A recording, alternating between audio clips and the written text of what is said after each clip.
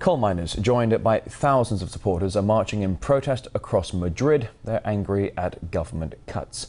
Spain is facing austerity across the board in return for €30 billion to rescue its ailing banks and a year's grace to reduce its deficit.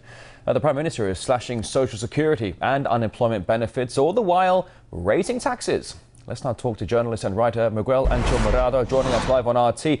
Thank you for coming on the programme today. It's good to see you. So, as you were hearing right there, when the bank bailout was announced, Madrid insisted it wasn't handing control to Brussels in return. Isn't that not exactly what we're seeing right now?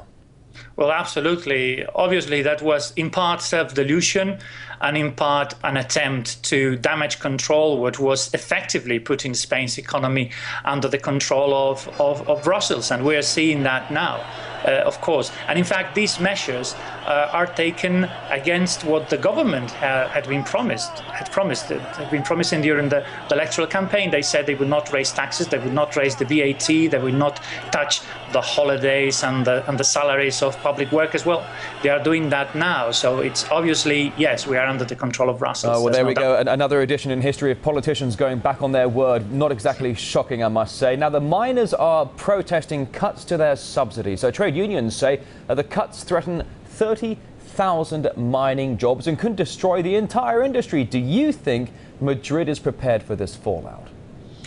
Well, I think they are. They think they can cope with these protests, partly because the mining regions are, of course, very localized in certain areas of the country. These are small areas, so they think that this will not affect the rest of the country. The truth is that the miners are getting a lot of solidarity, though, because many people relate to them and sees their problems as their own problems. So, well, maybe the government is in for a surprise in that sense. Now, Spain is being forced to give up most of the control of its banks to Brussels while imposing losses on local investors. Some might say the cure is actually worse than the disease.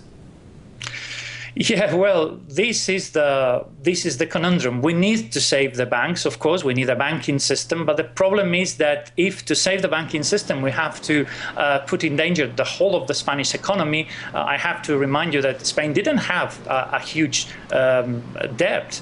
Actually, it was one of the lowest in Europe. Now it will go up to 90% of its GDP. And this is because of the banks. So people are angry about that. But also what you mentioned, the fact that investors are going to take a loss in their investments. Well, the problem is not just investors. The problem is that many people, actually hundreds of thousands of people, were deceived into buying a certain form of shares, a certain financial products that now mean that they will lose their money as if they were investors when in truth they were savers. This is a huge problem in Spain. There are lots of protests, and this decision by Brussels will go down very, very badly in Spain for many people. So it's more trouble ahead. So the control of the banks in Spain essentially goes to Brussels. All the while, the Spanish government is cutting pensions, raising taxes, putting a lot of the cost, shouldering it to the small town and local investors. It might seem to some that Brussels' best interests for Spain, well, they're not exactly forefront.